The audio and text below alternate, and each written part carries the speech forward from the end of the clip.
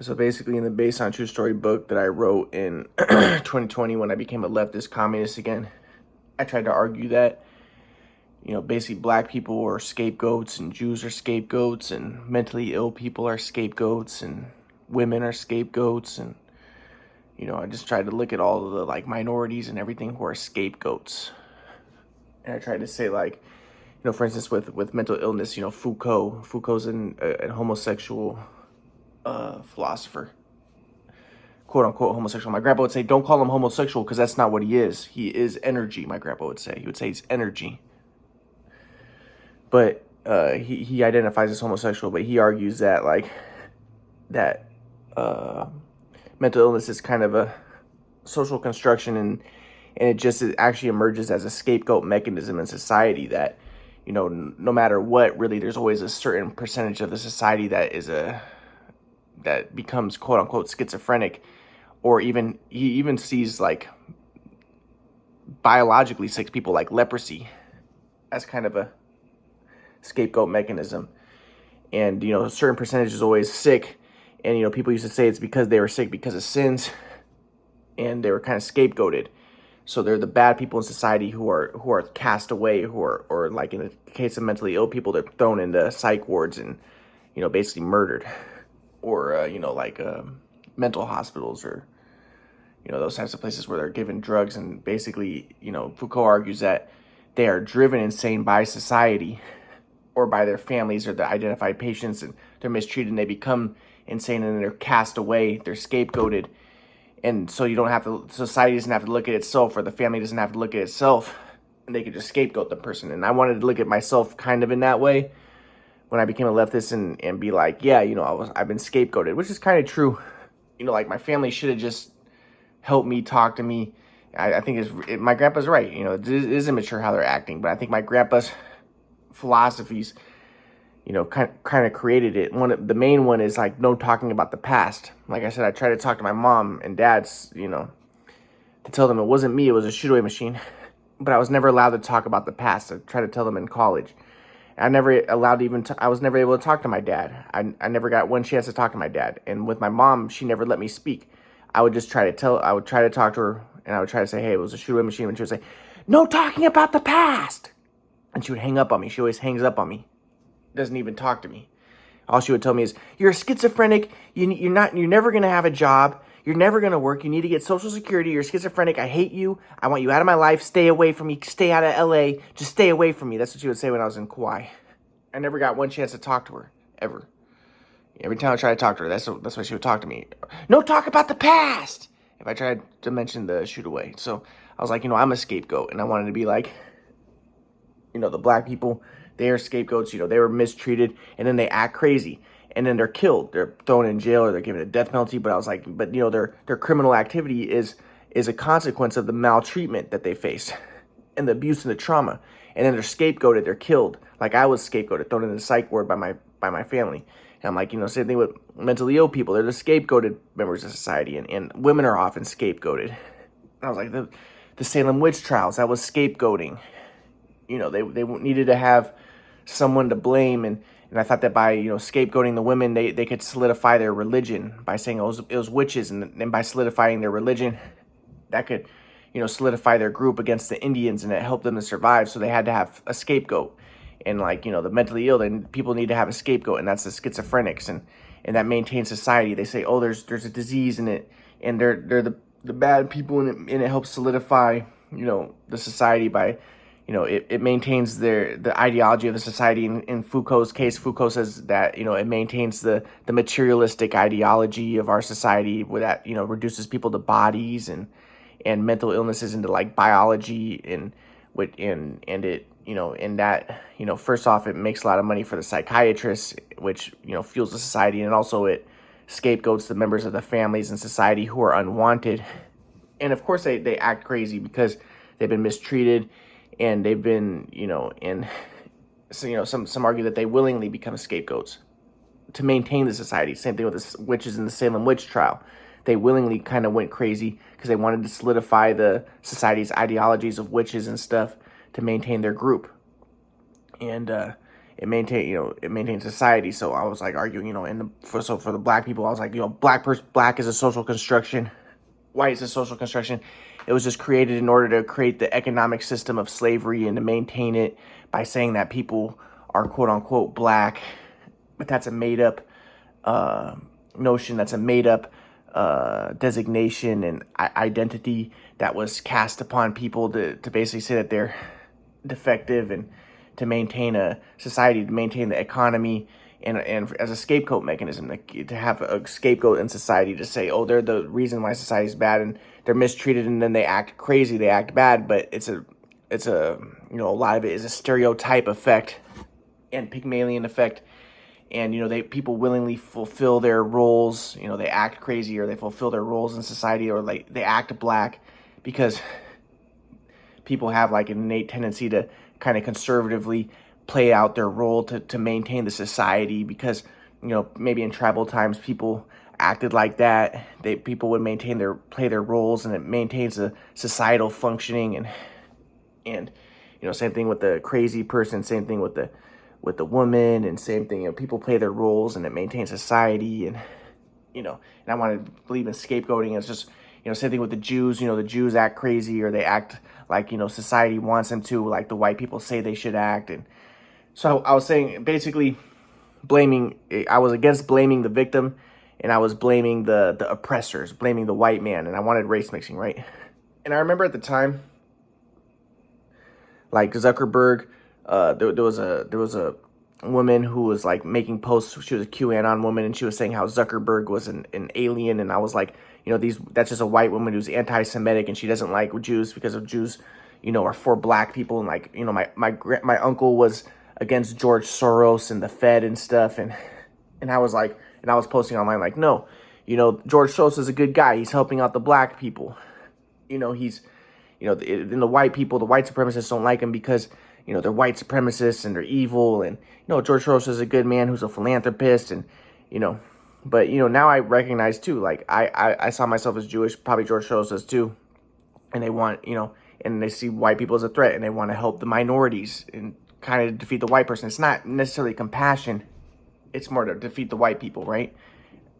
Not always, but it could be. That my grandpa would say that would be dualistic software, but that was the software I had. So like I remember I listened to an audiobook, and the audiobook was saying like how giving, it was written by two brown people.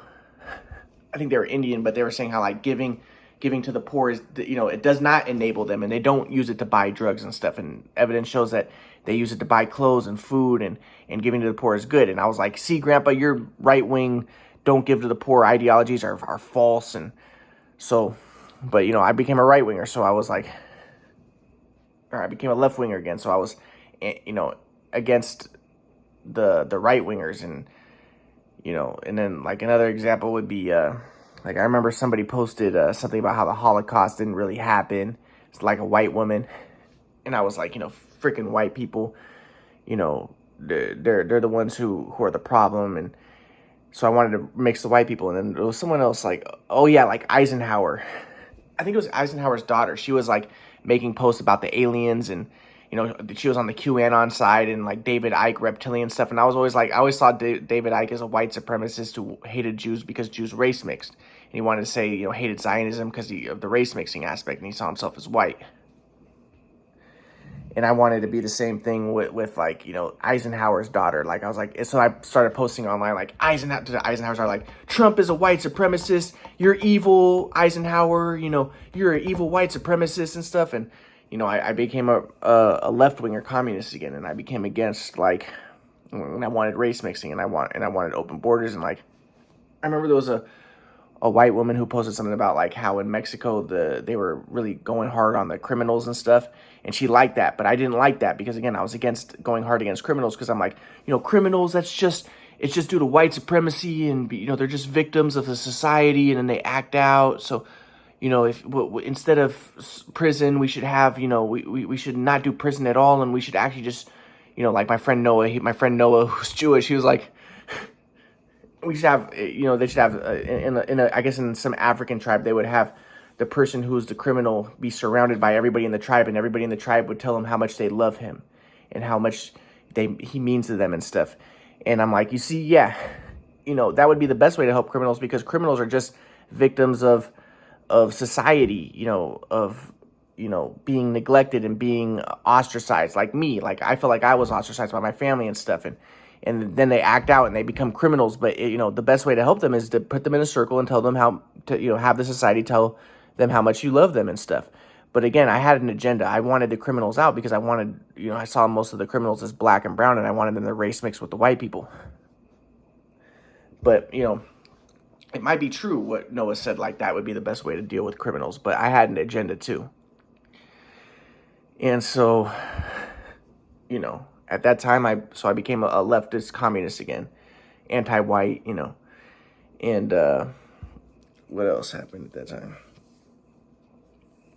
Yeah, so and I was writing, and I was writing about, and I made talks, and then finally my grandpa started teaching me again, and because my grandma kind of encouraged him to, and also I think he was reading my stuff, and I was talking about how he basically I forget why he started teaching me again, but he started teaching me again, but I made some podcasts with him, and like in the podcast I was talking about how race is a social construction and gender is a social construction, and even sexuality is a social construction. It's a continuum, but my grandpa liked that stuff because, again, my grandpa would be like, yeah, everything is energy, and there is no male or female according to Jesus. There is no male or female, Jew or Greek, black or white, or that type of thing. So, but I took it to the extent where I'm like, it's all social construction. And I remember at the time I listened to an audiobook, and they were saying how back in the day, like Michelangelo had sex with men, but he wasn't considered a homosexual because it's a social construction. And a lot of throughout history, men would have sex with men, but they wouldn't be considered homosexuals. And the idea that people are homosexuals that have sex with men is a social construction. Now, I've never had sex with men. I don't have any attraction to men, but I always thought that it was genetic, or that people are inclined to be attracted to men. And then when my grandpa would tell me, no, I don't think so, I think that, because I forget what my grandpa said, but I know Dr. Hora didn't believe in homosexuality. Like, he was against homosexuality. He thought it was like a disease or something. I forget but not a disease, but he thought it was due to some sort of, he didn't think that the people were really homosexual. I forget how he described it. But my grandpa was kind of the same way, like, well, they're not really homosexuals. You are not your proclivities. You are not your body. You are not what you do, but again, it was my grandpa's whole thing of like, just take responsibility. They don't have to be homosexuals. They can take responsibility. They could upgrade their software. And my grandpa saw homosexual promiscuity as existentially invalid and self-confirmatory, right? But I was being like, yeah, homosexuality is a social construction, and so is gender, and so is all that. But mainly because I wanted, again, to race mix the white people, and I wanted to kind of degrade society and be like, yeah, there is no gender, there is no, according to this audiobook I read, women are just as good at math, and it's just society that makes them bad at math, and it's just because they're pushed by society. And my grandpa was kind of saying the same type of thing though, but my grandpa would be like, well, it doesn't matter, just go all out, and just if you're in the flow, then you won't be affected. Just go all out, you won't be affected. The women won't be affected if they're in the flow. Just go all out and just be in the flow.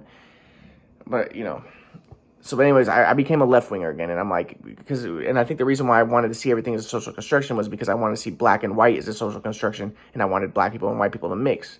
So I'm like, also gender, and because, I always saw the people who were for like traditional gender roles and stuff as like white supremacists because they just want to make women into baby makers. But again, this is an interesting thing was my grandpa I remember when I liked my grandpa, like another one of his ideas I liked that I thought was kind of leftist was, I asked my grandpa, what does it mean to be fruitful and multiply? In the Genesis, it says be fruitful and multiply. And at first I thought it was just a Darwinian thing. Like it was just the Jews being like, yeah, let's be fruitful and multiply to maintain our tribe, So that's why they say be fruitful and multiply. And they said that God said that, but it's really just to maintain their tribe, and they attribute it to God. So because I was against religion, I thought religion was white supremacist. And I wanted to kind of just erode religion. But my grandpa was like, well, also be fruitful and multiply means just be creative, be in the flow, create things. And I was like, okay, that's cool. Because I like that idea, because I didn't like how I thought white supremacists wanted to make women into baby makers. And, that's why I thought they were against abortion and why they're against homosexuality and stuff. So I was always for that stuff because I was against white supremacy. I was a leftist. So I was for like, oh yeah, women liberation and, gender is a social construction and race is a social construction. And, that's the way I wanted to see things. But again, in 2020, I went back to being that way.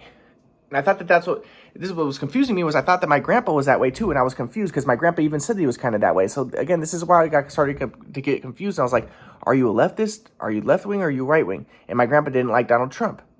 But my grandpa thought that Donald Trump was had expressed dualistic software. So, I just was confused. And I was like, are you left? So I became a leftist again.